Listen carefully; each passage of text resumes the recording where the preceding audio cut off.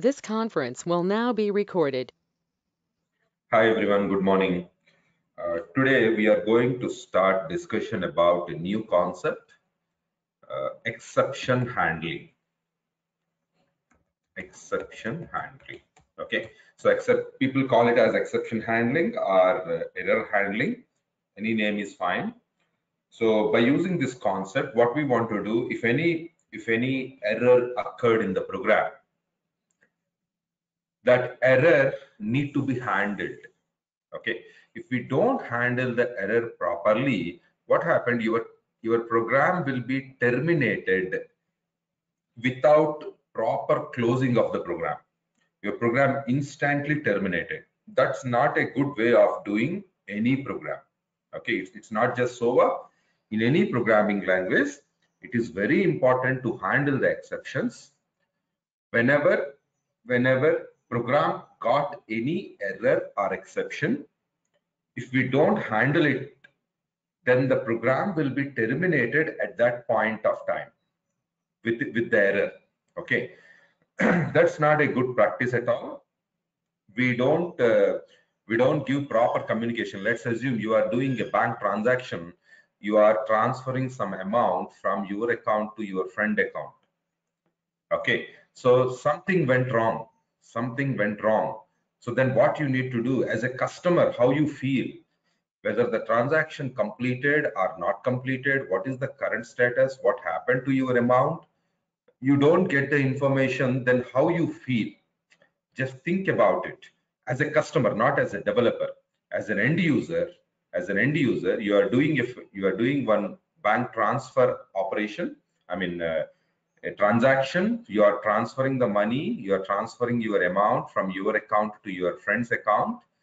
In between the transaction, something happened, and your transaction broke. Okay, and there is no information to you. Transaction terminated, that's it. Then there is no information to you. How is your how you feel about your experience when the system behaves like that as an end user? Okay, that's a terrible thing, right? The customer will be worried what really happened to the transaction, what happened to his amount. He worried, right? So for any reason, if your program got an error, there are different types of errors, guys. We'll discuss about them. But for any reason, if your program got some error, we need to plan how to handle any error in a program. We need to plan it along with the regular functional development. I mean, you have a requirement that you will develop, but along with the requirement, you also need to think about exception handling in any project. Okay, that's very important. You must not miss this. Not just simply doing the development is not just part of your role. As a developer, you also need to think about if something went wrong in the program, how we can handle it. What are the ways we can handle it? Okay, if we don't handle it, as I told you right in the earlier, the program simply terminated. Okay, I will show you how it will be. Okay, let's go to your enterprise manager. What I will do, let me stop this card validation system program. Okay, I will stop this guy. We'll see what happened.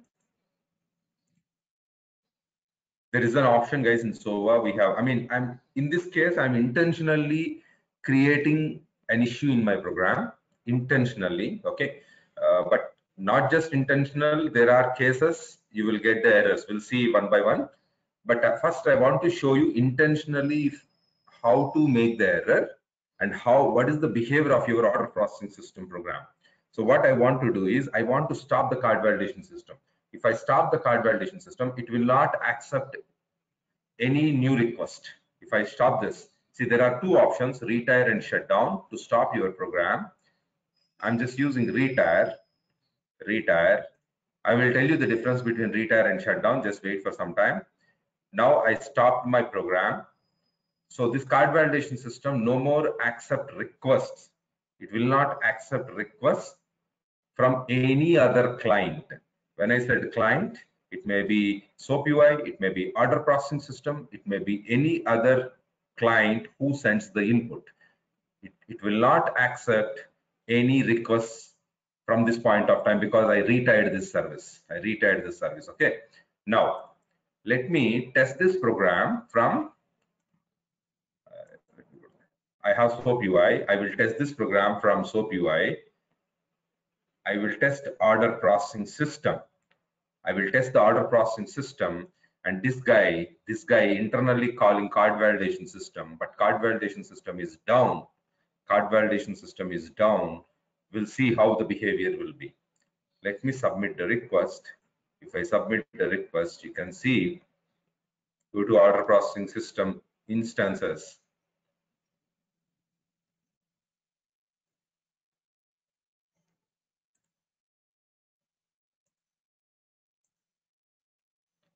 Get the latest instance. So this program is retired, card validation system retired, and I tested order processing system, which is internally calling card validation system, and see the instance, it is errored out, and open this. Order processing instance was errored out. Let me open. You can see that order processing system is calling card validation system, and card validation system failed. We are not able to call the card validation system. And what happened? Observe. Your program terminated instantly. Your program terminated. Okay. See this, guys. This is system generated exception handling. We are not doing. See this part we have not implemented anywhere. This is the system level error handling. I will talk about this. But see, your program was terminated. See, after invoke CVS, we have a lot of code, right? After invoke CVS, we are expecting an assign activity. After this, we are expecting an if branch. After this, we are expecting a callback activity. Nothing was executed. After invoke, your program terminated. Observe, your program terminated. And this is system generated catch-all. I will talk about this. Okay. In our program, there is nothing called catch-all. If you see, there is nothing called catch-all. Clear? Okay. See, this is not a good practice to terminate the program without meaningful response. When I said response, it's no need to be a success response. Even a failed response, we need to communicate. Let's see, you all use ATM centers, right? When you use ATM center, if some problem is there, ATM center, what it will do, it will show you an error. There is some problem in the ATM machine, you try with some other center, ATM center, or some other machine in the ATM center. Correct? If you do some transaction in a IRCT site, if the IRCT site is busy or something, the payment is failed, something happened, it will display an error message and communicate with you. So there is something happened in the backend. Correct or not? So it's always a good practice to handle the errors and communicate the end user with the proper and meaningful message. Okay, so it's not a good practice to terminate the program due to some error. Okay, so what I want to do, let's see here what happened. It is saying we sent a request, but we got the fault. We got the fault signal. This is called fault signal, and you can see what it is saying. Summary, read the summary. Fabric invocation exception, the composite card validation system, is retired. New instances cannot be initiated. So we intentionally stopped, so it is showing as this retired.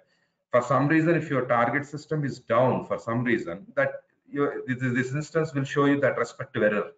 Okay. Along with the error message, we also need to observe something called the fault name.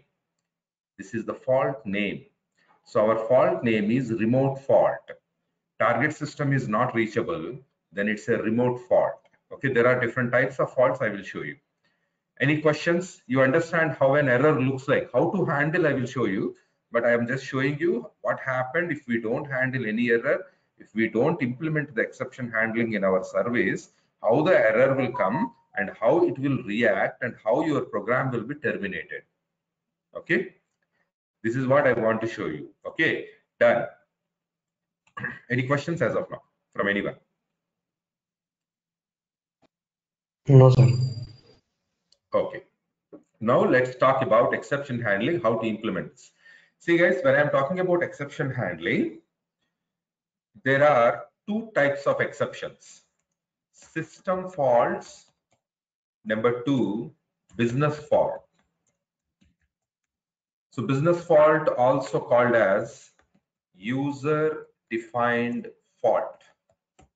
Okay, system faults and user defined faults. Two types of exceptions we need to handle. System fault means, let's assume you are integrating with a web service, you are integrating with a database, you are integrating with some target system. Some network issue between your server and the target server. Okay, SOA program is internally calling a Java web service. Java program is running in Tomcat server. SOA program is running in SOA server.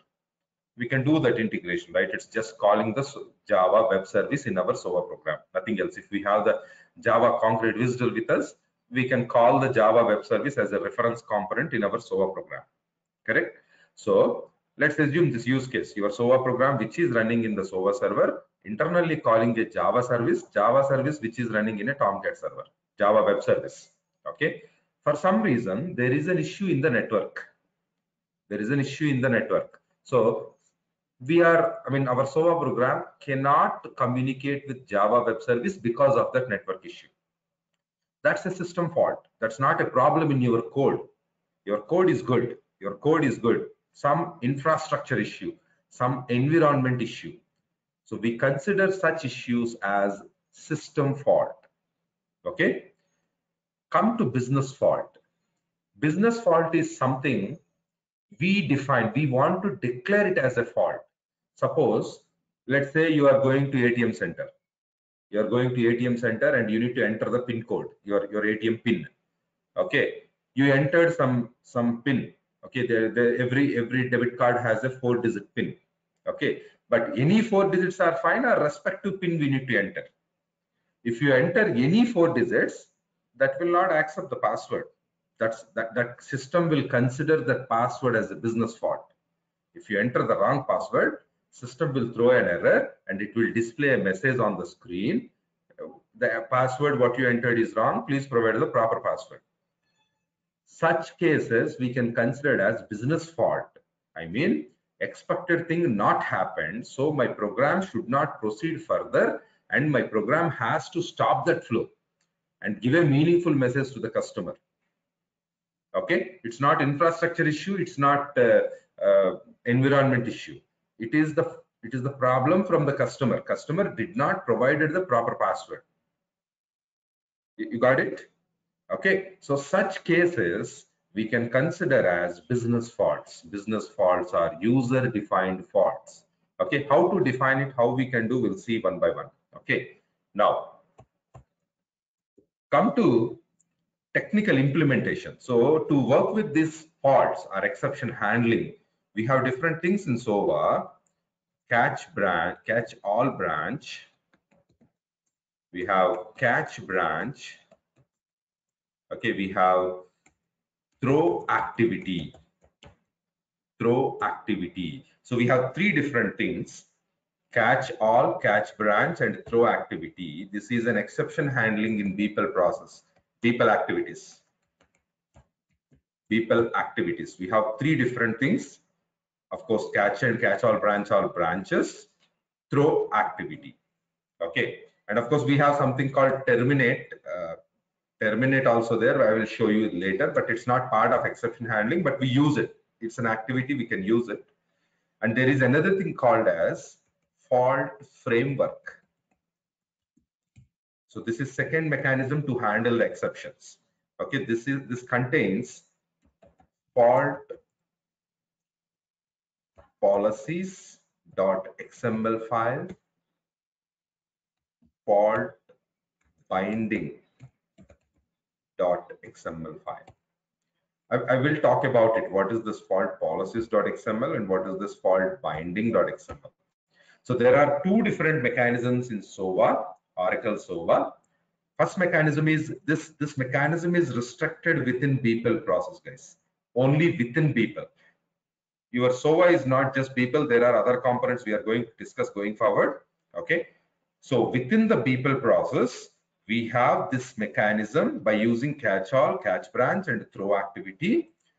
By using these guys, we can handle exceptions. It may be system fault, it may be business fault. There is another mechanism called fault framework. By using this mechanism, you can handle exceptions of people and other components as well. What are the other components? I will discuss going forward. Okay, so fault framework is not just for people, it is for entire SOA, but people activities, this is restricted to people, within the people. Okay, done. So with this session, we are going to explore all these concepts. We explore people activities, we explore fault framework, we explore what are the system faults, what are the business faults, how to implement the business faults, everything we are going to explore. Any questions as of now? Any questions from anyone? Yes, Okay. Yeah. And if any questions, let me know. Otherwise, I will continue. So this is our program. There is a program plus 2. So what I want to do, this is our service, right? Let me open the service.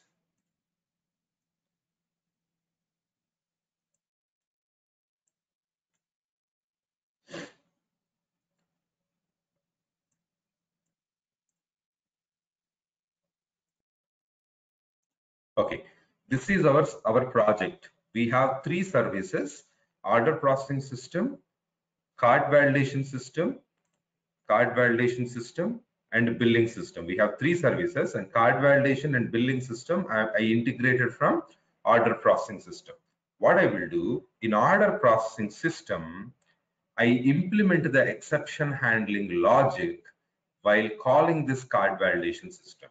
If any error comes in when order processing system is calling card validation system, if something went wrong, I want to handle it in order processing system. This part I want to show you now. Okay, let me go back to my JDeveloper. So now what I will do, this is order processing system program. We have order processing system program, and this is a scope. Guys, always we implement exception handling on a scope level. Okay, if you see this OPS, this is called global scope. This is called global scope, and this guy, this CVS, it is a local scope, internal scope. This scope BS, this is billing system logic is there in this scope. This is another internal scope. Okay, so now what happened? Suppose I shown you, right? Card validation system is down and your invoke activity throws an error. It throws an error. When it throws an error, if there is no exception handling at scope level, if there is no exception handling, control will be thrown back to global scope. It will check, your program scope will check, is there anything at the global scope? Okay, so what happened in the current program? We don't have any exception handling. We did not implemented any exception handling on my local scope, and even on the global scope. There is nothing was implemented as exception handling even on the global scope. Then from here, from global scope, your error will be thrown to WebLogic server. WebLogic server catch the exception and terminate the program. It terminates the program. It will not execute, it will not allow and execute the program. Okay, so that's what happened by default. If we don't have any implementation of exception handling, finally the exception goes to, first it will check the local scope. Exception will try to handle within local scope if you did anything. If you don't configure anything, control goes to global scope, and there is nothing was configured at global scope, then the control goes to WebLogic server, and WebLogic server terminates your program. Okay, that's what the default handling behavior. Okay, but I don't want to do that. What I want to do is, if my card validation system is down for some reason, I want to handle the error and I want to respond back to the client. I want to respond back to the client with a meaningful message. Of course, the message can contain the error message. I mean, what happened? System has some issue. You can handle. I mean, you need to wait for some time or something. something you can, some meaningful message you need to communicate back. Okay, so for that, what I want to do, there are two options we have to catch the errors. One is add catch branch, another is catch all branch. Let me show you the catch all branch first. Click on the catch all branch. If you click on this catch all branch, you will get one parallel branch to the scope. Okay, let it load. It is taking time. Okay, so meantime, see, these are two I'm talking about, catch all branch and catch branch. See, catch all branch will catch any exception, any error or any exception. It won't consider the name of the error. Okay, but catch branch, it will catch the exception. It will catch the exception or error based on error name. Based on error name. Okay, I shown you, we saw the error, right? What is the error name? It is remote fault. We saw an error in the instance. In the instance, we saw an error. See this? Remote fault. If you know the fault name, particular fault name, you can use catch branch to catch the specific fault. If you don't know the fault name, then you need to use catch all branch to catch any error. First, I want to show you catch all branch. See this program. I just clicked on this icon. This icon is add catch all, and the above icon is add catch branch. I just clicked on add catch all. I got the catch all branch. What I want to do in this branch, in this scope, if any activity errored out, it may be the first assign, invoke, second assign, anything errored out, anything, okay, the control goes to catch all branch. Within the catch all branch, whatever logic you implemented, that will be executed. You can implement any logic, you can implement all the activities as per your need. Okay, but I want to implement a simple logic. I want to copy some data to my output variable. I want to copy some data to my output variable. Let me do that. What I will do, I will set a constant here. I will set a static data, CC validation status. CC validation status. I want to set it as error. Error. So generally, what is CC validation status? CC validation status is valid or invalid. That's what the two statuses we will receive from the card validation system. If card validation system say card is valid, we will get the valid status. If the card is not good, CVS program will return the status as invalid. So that status we will copy here. That status, I mean card validation system response, from card validation system response, we ideally copy the CC status into CC validation status, which is in the output variable, correct? But now, if the card validation, invocation of card validation system itself is not possible because the card validation system is down. Okay, so what happened? This program, I want to hard code that CC validation status as error. I just want to hard code. I want to provide a different error code. Okay, done. Now what happened? Invocation failed. It throws the error. It throws the error. Once the error signal thrown, control goes to scope level exception handling, nothing but catch all branch. We have catch all branch, and here I set the status. Here I set the status as error. Set CC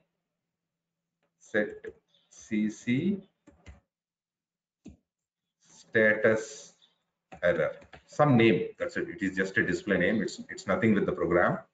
Okay, done. Okay, are we good, sir? Are we good? So now what happened? I set the status as error. So what will happen? Next step after catch all, within the catch all, whatever logic is there, that will be executed. And after catch all completed, control goes to the next activity of the scope. Program will not be terminated. Control goes to the next activity of the scope. Suppose let's see your scope activity, first assign was errored out.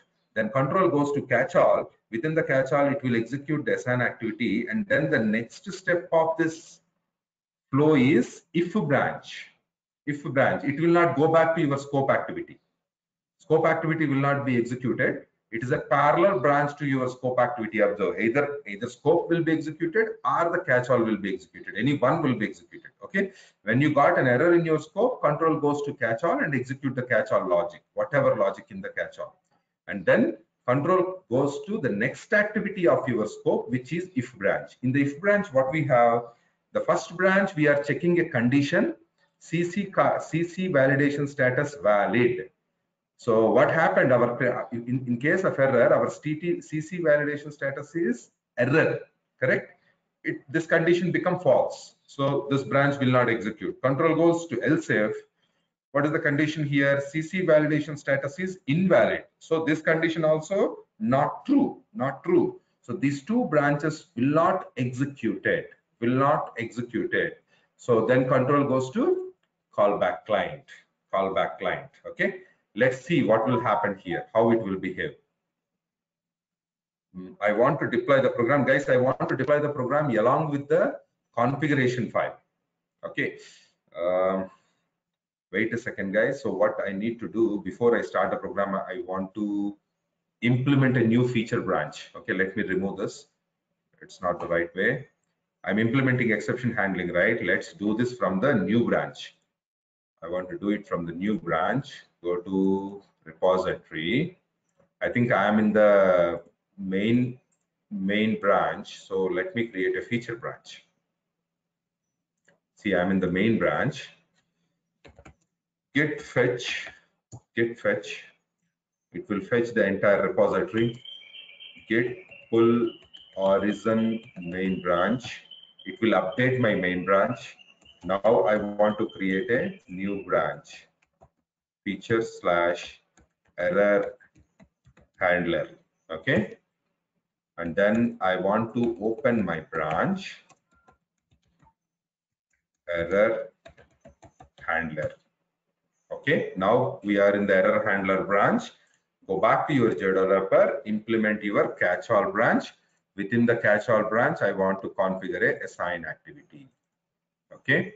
In the assign activity, in the output variable, I want to set my CC validation status as error. Okay.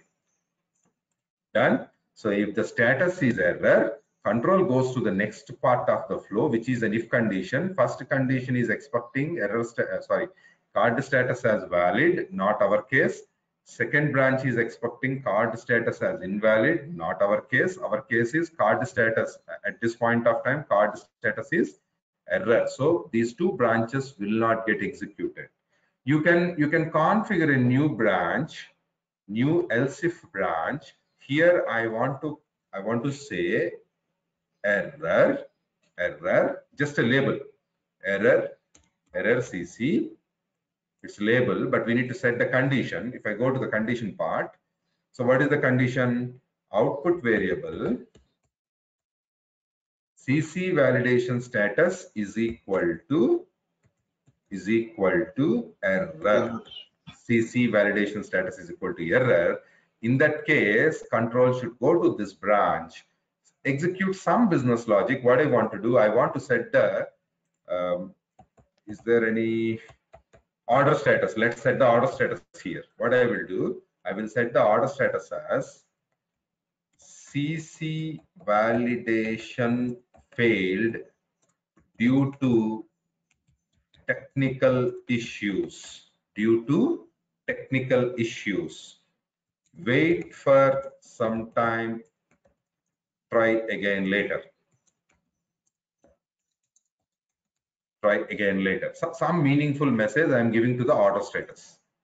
Are we good?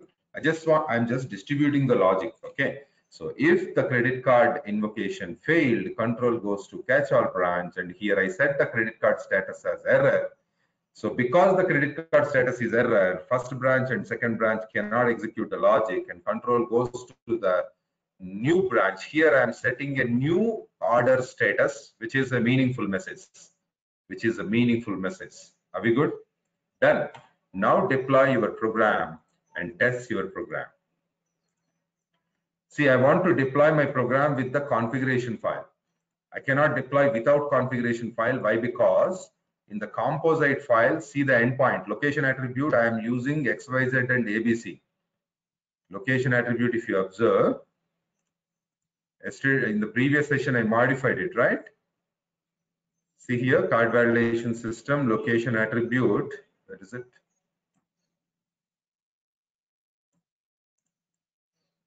Location attribute, I made it as XYZ. Location attribute, I made it as ABC. This is a runtime property. It will not create any issues when you are doing the development, and at the time of deployment, it will not stop you. But at the runtime, this property needs a concrete wisdom. I mean, this property needs the proper endpoint. Okay, to get the proper endpoint, I mean XYZ I want to replace with proper endpoint, and ABC I want to replace with proper endpoint. How we can do? By using configuration file. We already configured the configuration file, dev environment and test environment. In the configuration file, you can see the proper endpoints for card validation system and for billing system. Okay, for that reason, from next time onwards, whenever you deploy the program, you have to deploy the program only with the configuration file. You have no choice. So I want to deploy it into dev environment. So I selected the dev configuration file and I will deploy the code.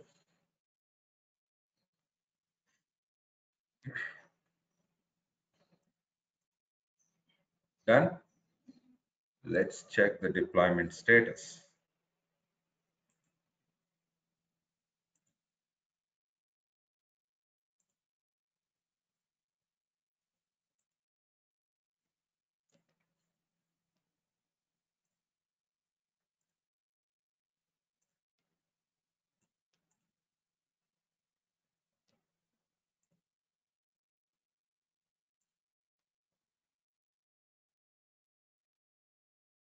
Okay, build successful. We'll see, wait for deployment finished. So what I want to do, see this card validation system is down, it is retired, it is down. Earlier what happened in the instance we observed, see this is in the recovery state, this is in the recovery state and program terminated. Now I want to test the program again. We'll see what happened. Go to your SOAP UI, submit the request. Once you submit the request, we got the response, and observe the latest instance. Observe the latest instance. See, it's not terminated, it is completed. But still this program has an error, but it is completed properly. It's not terminated like last time. Open it. And you can see here your people program is calling card validation system. Your people program is calling card validation system and failed. It went to our own catch branch, our own catch-all branch. It's not the WebLogic related exception handling. It is our own catch-all branch. Within our catch-all branch, we did some mapping. We assigned the card status as error. Because we assigned the card status as error, it went into the third condition branch. It went into the third condition branch, which is assign 4. See, the assign 4 executed, else if, second else if, third branch of if condition, third branch of if condition, and second else if. Okay, and you can see the assign 4. Open it. Open it. You can see we set the order status. We set the order status, proper meaningful message, and finally we executed the callback. The proper output variable sent as an output. Okay, so you observe the difference last time and now. Before implementing exception handling, your program terminated and exception handled by your WebLogic server, not by your program. But now I handled it within my program with my own configuration, with my own meaningful messages. Okay, done. So this is how you need to use the catch all branch. See, when you configure the catch all branch, it is for any fault set. It will not consider what is the name of the fault. Okay, but if you configure catch branch, see this is the catch branch. If you configure catch branch, what happened? This catch branch will work only for specific fault. Suppose if I double click on this catch branch, you will get a pop-up to configure the fault name. Let's browse the fault name. So we know the fault name, right? What is the fault we are getting? We are getting a remote fault. If you see the fault, if you go to invoke activity, see the fault name is remote fault. When the target system is not reachable or down, we will get the remote fault. Okay, so if you see here, if you browse the fault name, there is a fault icon, browse icon. Here you can see the system faults. See, these are all the different system faults. These are all the different system faults occurred at different places, different scenarios. Now we are talking about remote fault. If I select this remote fault, that means this catch branch will work only for remote fault. This catch branch will work only for remote fault. Okay. And give a name for this remote fault. I will show you what is this variable. I will say remote fault variable. Then I'm just giving a name. There is a variable will be populated along with the fault. There is a variable will be populated. This variable holds the fault information. See here, as of now in the instance, see your invoke activity. Your invoke activity, we sent the input, invoke input, but in the response, we got a fault signal, right? Fault signal. This is some fault data. Whatever we populated here is the fault data. This fault data will be stored in our fault variable. This fault data, see summary of the fault, code of the fault, details of the fault, this fault data stored in this variable. So we just need to give some name for this variable. Are we good? It is just a user defined keyword. We are defining a variable to catch the fault information. That's it. Apply and OK. Okay, guys. So now see this. Okay, so we configured a catch branch. We configured a catch branch, and this catch branch works only for remote fault. When your fault name is remote fault, this catch branch will react and it will catch the error. Error message will be stored into this variable. Any question as of now? Any question? Okay, done. Now within the catch branch, you can configure any logic. What I want to do, let's open this. Let's open the assign activity. Observe, we have something called fault handler variable. So this is the variable we configured, remote fault var. I configured this variable, right? So this guy contains code summary details. This guy contains code summary details. Okay, and there is one more observation. When you configure a catch branch, whenever you configure a catch branch, there is a new file generated in your project. There is a new file called as runtime fault.wisdom. Open this wisdom file.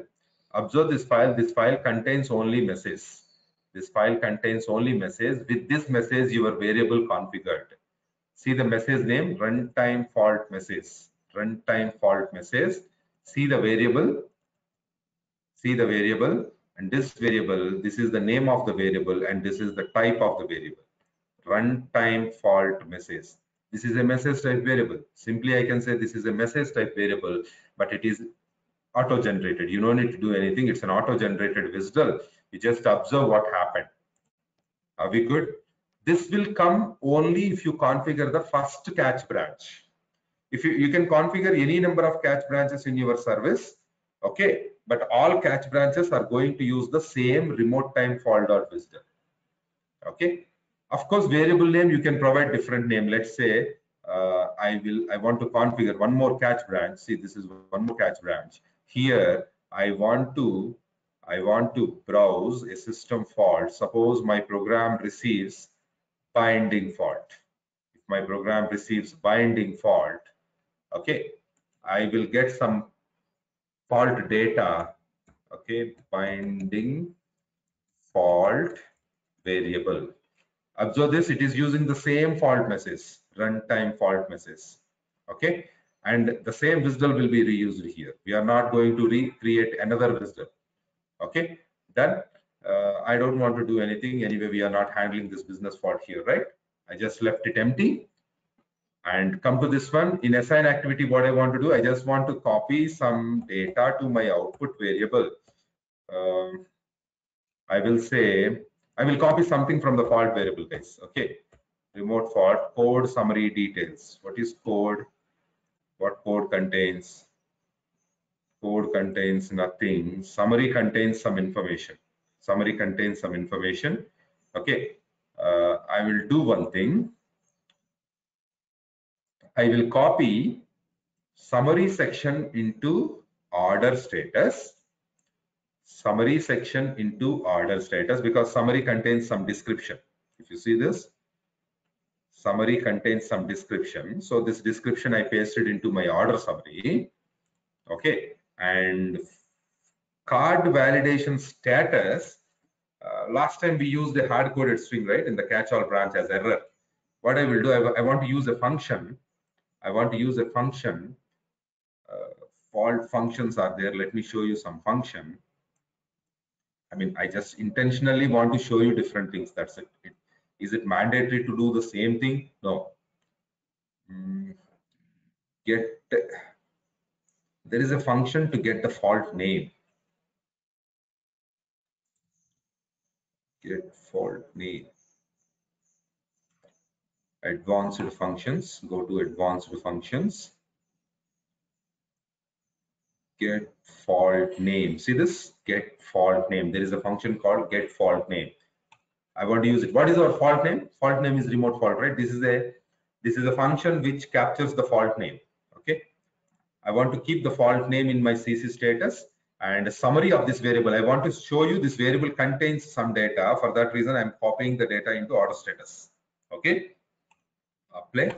Done. So now what happened if control goes to remote fault branch? CC validation field contains name of the fault, which does not match with any of this condition. So no condition will execute, not an issue. Finally, control goes to callback. Okay, let's see this, how it will behave.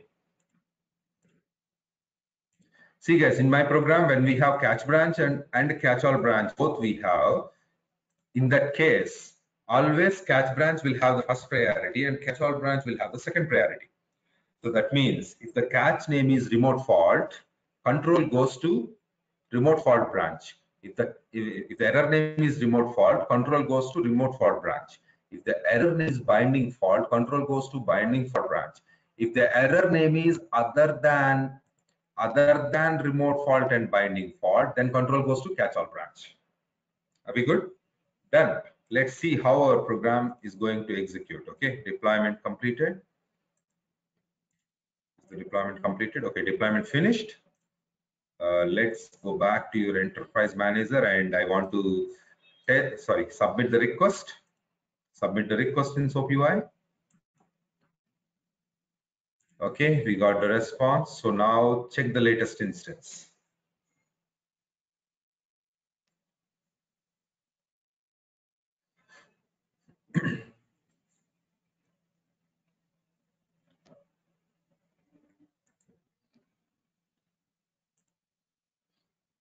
Taking time. Wait for a few seconds. Yeah, we got the recent instance, right? Open the recent instance. See, the card validation system still failed. Open your people process. Observe the control, the error control went to catch branch. Error control went to catch branch. And if you go to the assign 5, see this order status. We set the order status. This is from the fault variable. We got this information from the fault variable. We also set the fault name under CC validation status. Fault name under CC validation status. For this, to get the fault name, we used a function, get fault name as string. Okay, we are using a function which is an inbuilt function with SOAP with your people process. Okay, that function I used, and this mapping I did by using the fault variable, remote fault variable. I want to show you the variable contains something.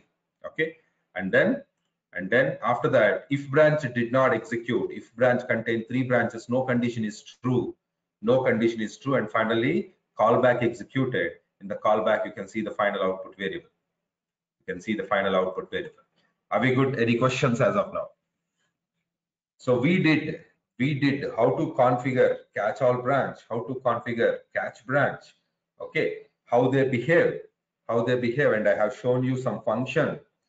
Okay, how to configure the variable, fault variable, and how to utilize the fault variable. The fault variable holds the data. How you want to utilize is your choice. Okay, so this is about how to handle system faults by using catch branch and catch all branches.